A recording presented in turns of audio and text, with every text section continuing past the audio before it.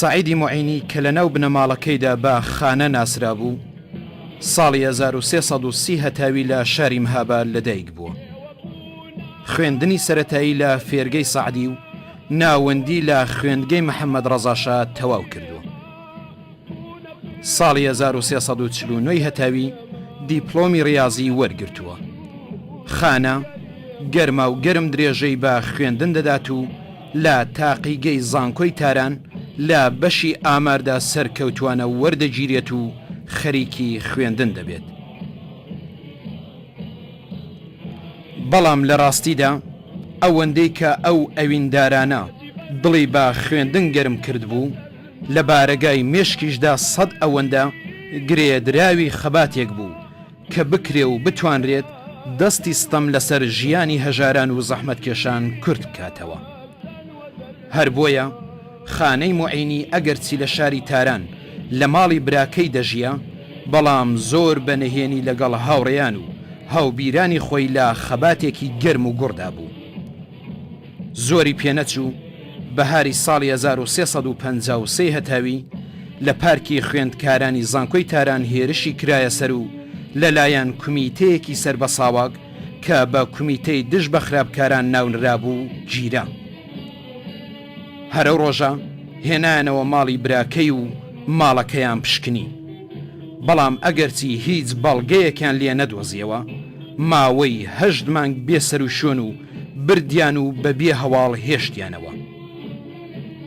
بە دوواداچوونی بنەماڵە و گەڕان بە شوێن خانەدا هیچ ئاکامێکی لێ نەکەوتەوە و نەیان توانی لەمان و نەمانی دڵنیا بن.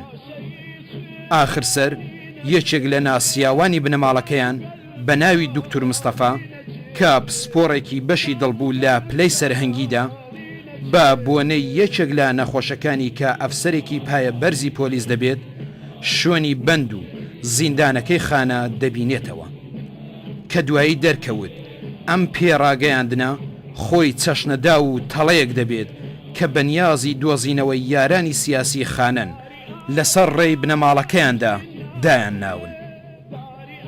کاتێک خانە دێنن بۆ لای دایک و خوشکی بە دارمەیت هەڵی دەگرن، چونکو خۆی نەیتوانیوە بە پێی خۆی بێت بۆ لای دایکی. خانە لە ژێر ئەشکەنجە و لێدان توانی سەربڵیندانە خۆ بپارێزێت، بەڵام ساواگ ناتوانێت لە زمانی خانە و لە ڕێی هاتوچۆی بنەماڵەکەیدا هەوداموویەک بدۆزنەوە. هەر بۆیە ماوەی 3 ساڵ و نیو لە ژێر ئازار و ئەشکەنجەدا دەمێنێتەوە بەبێ ئەوەی کە هیچ جۆرە نهێنیەک بدرکێنێت. ئاخر سەر لە خەرمانانی ساڵی 1356 هەتاوی بەبێ ئەوەی کە تاوانێک و ئەستۆ بگرێت وەک کەسێکی بێتاوان لە ڕوانگەی ساواکەوە لە زیندان ڕزگاری دەبێت و دەگەڕێتەوە شاری مهاباد. دوای ماوەیەک دەست دەکاتەوە بە خوێندن لە زانکۆی تاران، لە بەشی ئاماردا پلەی لیسانسی وەردەگرێت و دیسان دەگەڕێتەوە مهاباد. گەڕانەوەی خانە بۆ مهاباد بەرنامەیەکی تەواو تازەتر دەبێت بۆ دیتنی دەورەیەکی ئەمەلی لە کاری خەبات و پێشمەرگایەتی. سەرەتای گوڵانی ساڵی 1357 هەتاوی ڕەوانەی ناوچە ئازادکراوەکانی باشووری کوردستان دەکرێت و دەبێتە هاوسەنگەری دەستەیەک لە پێشمەرگەکانی یەکێتی نیشتمانی کوردستان. خانە لە نێو ئەو پێشمەرگانەدا بە مامۆستا قادر دەناسرێت.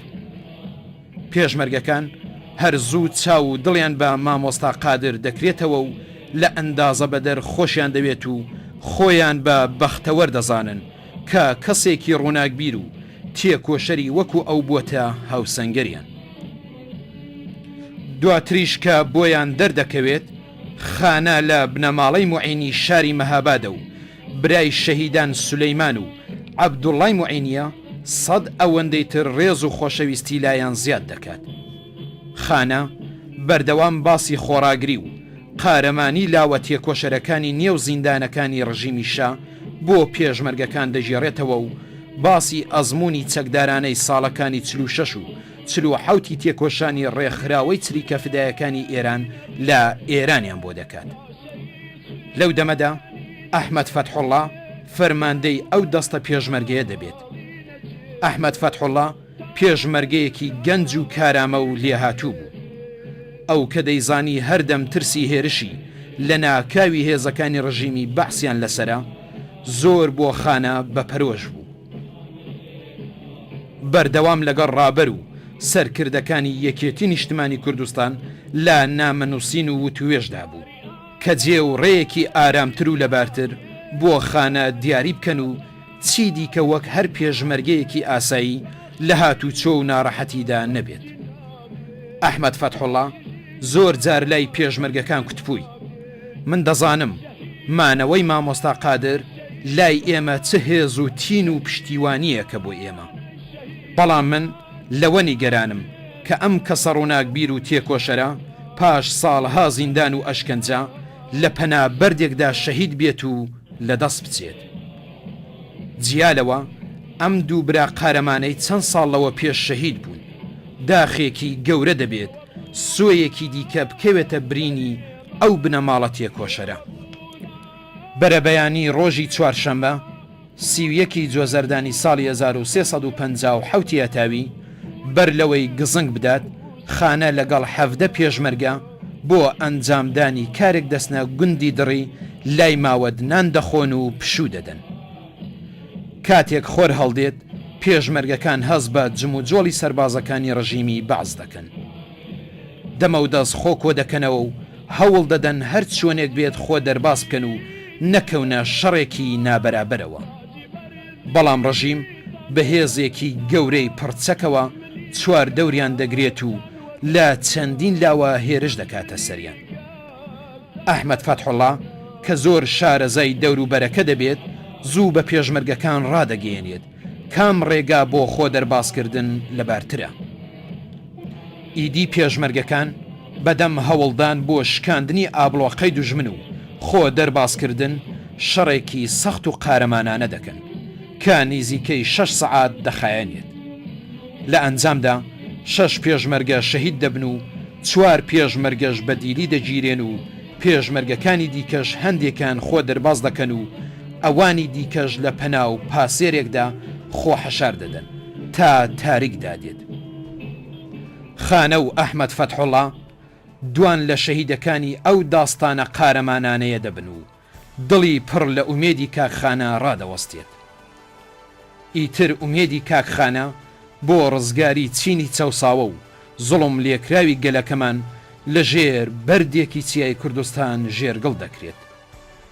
دەمە و عەسری ئەو ڕۆژە هێزەکەی دوژمن لە ترسی ئەوەی کە شەویان بەسەردانەیەت و پێشمەرگەی ناوچەکانی دیکە بەهانای هاوڕەکانیانەوە نەیەن، بە پەلا پاشەکشە دەکەن و خەڵکی قارەمانی گوندی دڕی بە دڵی پڕ لە قوڵپی گریانەوە دەچن تەرمی پێشمەرگەکان دەبەنەوە گوندەکە و لەو پەڕی پەژارە و خەم ئەسپەردە بە خاکیان دەکەن.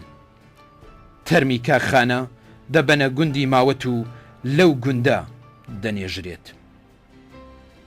یادی خانە و هەموو جام بەخت کردوانی کۆمەڵە و بزوتنەوەی ڕزگاری خوازانەی گەلی کوردستان بەرز و بەڕێز بێت.